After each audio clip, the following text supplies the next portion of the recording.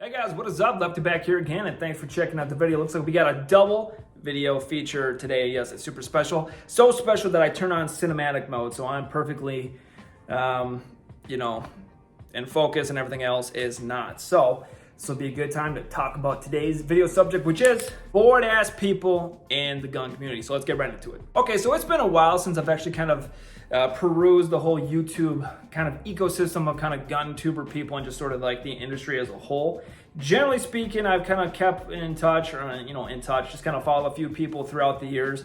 As some people have kind of gone away and kind of, bobbed and weave, I kind of stuck with them and kind of ventured out a little bit. But have I never seen so many goddamn people in the actual gun community, nor was I aware of how many people there were.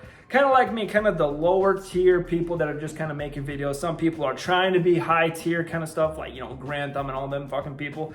And other times they're just kind of the weirdos being on YouTube and just being stupid shit videos like this. So it is what it is. But yeah, I was kind of surprised to see how many gun tuber channels there are out there. So kind of interesting. So kind of springboarding off of that, I think everybody, especially as we go into SHOT Show, because that's right when I'm recording this, it is the 18th at the moment, so about a week or so before that. I think everybody needs to recognize that the gun community on YouTube and the gun industry as a whole is based entirely around the new product, the new shit. Now, obviously, a lot of people are kind of used to this thing, and just sort of like with everything, trends ebb and flow, They're fads and they kind of go in and they kind of come out. So that's just kind of the nature of just, I guess, life in general. Things go bob and weave, and there's like the parabola. There we go. I'm stupid. But yeah, so for instance, one example here. Usually on kind of my older rifles, once I not really put them away or retire them, I still use them. But I kind of like to keep rifles sort of the way I had them since I kind of built them out, sort of thing. So this is kind of very early 2000s something, 2010-ish or whatever the hell you want to say, 2015. I don't know, somewhere around there where, everybody was still on the backup sites and everybody wanted to fix site. 1/3 co-witness was like the main hotness, and just single red dots and all that fun stuff. And it's kind of a basic, simple rifle, and this is just kind of the thing of the times, at least when I built it. And as you can see, it's a pretty simple rifle, right? I got a dot, I got a light, I got a sign, kind of the bare bones minimum of what I would consider a good fighting rifle. Now, once again, the industry needs reason to exist, and they need people to buy more shit.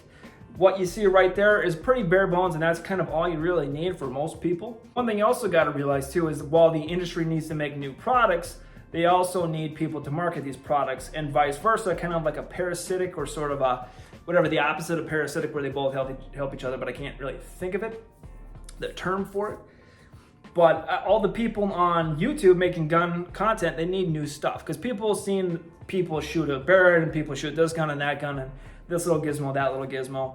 But it's boring, it's stale. They need something to set themselves apart. So all the new products get kind of passed down to the YouTubers, and they kind of show it off to everybody, and that's free marketing for gun companies, right? That's just kind of how the system works as it is. So every now and again, people just come up with really stupid ideas, not really to do maybe one thing in particular, but also just kind of market as the new hotness. So one thing, really good example of that. Now, before I say what I'm about to say with all these products, I'm not saying that they're bad products or that they're not good to somebody. I'm just saying, as a whole, it's basically kind of the gun boredom system kind of part and parcel there. So that aim point right there, an H1, is in a lower 1/3, right? My favorite one, at least my opinion. Now we're starting to see everybody come up with these really tall optic riser mounts. Now, again, not saying that there's no reason for them to exist. I'm just saying a lot of people are adopting them because some asshole on YouTube says they really, really like it, and maybe they do, but the sheer amount of companies that are just kind of jumping on the bandwagon just sort of tells me that it's going to die relatively quickly. Usually, when something comes out that's good, is that it takes a while, right? It kind of takes a while for everything to get around. People start vetting it and testing it through like actual real world application. When you see a product come onto YouTube, you don't really see it anywhere in real life, but all of a sudden all these companies start adopting the same sort of version of it and start marketing it to everybody, and all of a sudden everybody's got sort of the same thing. That's when it's usually kind of a flash in the pan fad sort of thing in any industry. you know, it's not being put into military. I mean, military are using it, maybe some police are using it, blah, blah, blah, and actually finding applications for it. But when you see it basically on YouTube, kind of really nowhere else, and all of a sudden everybody's got it, probably just a fad thing that will eventually die. I'm not saying that it will with this or any of the other products, but I think people are kind of jumping the gun and seeing a little bit too much newness and too much novelty rather than actual what the old school application was for. All I need is goddamn dot to be off the fucking rifle so I don't have to crank my head all the way down and so I can see my shit. That's all I need to see, right? I don't need to have some sort of fucking BS advantage because the optic is sitting about an inch higher than what it is, so I have to go to this as opposed to this. See that difference right there? I go here as opposed to here. So right here, I'm looking over the top of my optic, which I assume where the dot would be. And then otherwise I'm going here, here, here. It's quite faster, as you can see. Again, not saying that there's no application for it, but it's usually for door kickers, kind of police people that are not going to be going prone. If you ever try to go prone with one of those things, it kind of fucking sucks. And also one thing that you're noticing too, as people are starting to raise their optic, they're also starting to raise the fucking cheek weld of the buttstock. So basically everybody is acknowledging that it's not great. You're basically solving a non-issue and creating a problem with the stock. So I think it's a little bit more evidence for that issue. And kind of while we're on the subject for optics, everybody was like, oh, you need iron sights, and then it was like everybody needs an EOTech. Then everybody was like, you need an aim point. Then everybody's like magnifier red dot, and then everybody's like LPVO. Nah, LPVOs suck. Then we go back to EOTechs and shit. And that, honestly, I think that's kind of the weirdest one.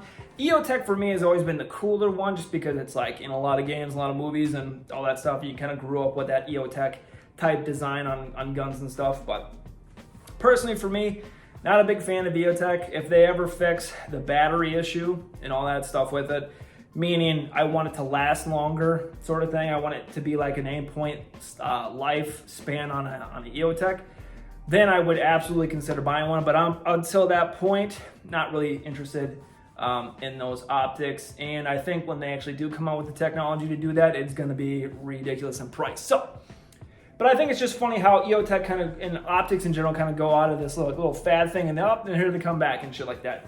I mean, I think everybody can kind of look at the kind of the market in general and just sort of pick up little things that are like, you're just kind of making shit up to make shit up. But I think the whole like huge crux of my argument, kind of the stake in the heart of the industry as a whole, is just kind of what's going on with lever guns.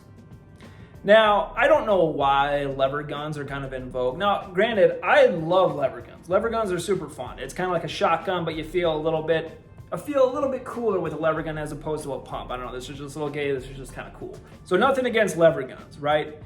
But it seems to me the absolute fascination with kind of upgrading to a modern capacity, the lever gun sort of thing that they're trying to do, like I just don't get it. Like I said, I love lever guns. Lever guns are super fun to play with and stuff. It's kind of like a shotgun.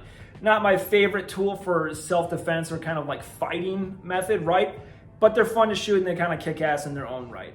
But at the end of the day, I'm sorry, everybody, Costa Ludus, I love you, man, but I cannot get behind spending a fuck ton of money on a sweet lever gun that has a sweet fucking rail on it to mount a laser for my night vision that I do not have. I just don't understand why everybody's like, hey, let's soup up the lever action. It's like, why? I don't get it. It seems to me we've entered sort of a parallel universe in which after Sandy Hook or one of the mass shootings or something like that, all AR-15s were banned, and now all we have left are bolt actions, pump actions, and fucking lever action weapons.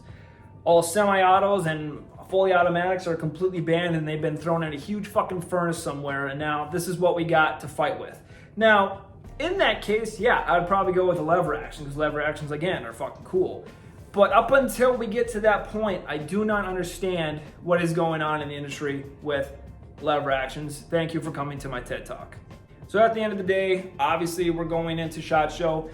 People, do not be fooled into some new gizmo gadget thing from SHOT Go. Yeah, you can be excited about some sort of technology that's coming, But let's try to remain a little bit more focused on what's kind of important here and getting the kind of shit that we need, not the shit that looks cool, that will still make you a shitty shooter because you can't shoot anyway, right? So anyway, thank you guys for watching. A little link down here if you want to support the channel. Yeah, that's pretty much it. I'm actually kind of excited for SHOT Show this year. I don't know why. I never get excited for that shit. I have never been once persuaded to buy something over a like commercial or some sort of new product that a company has launched. Like, I don't get it. I get it with other things, but with guns and shooting, that whole industry, I've never been persuaded to buy, to be honest. So I don't really know, you know, what's going on with that with other people, but that's just me. But anyway, thank you guys for watching. Be good.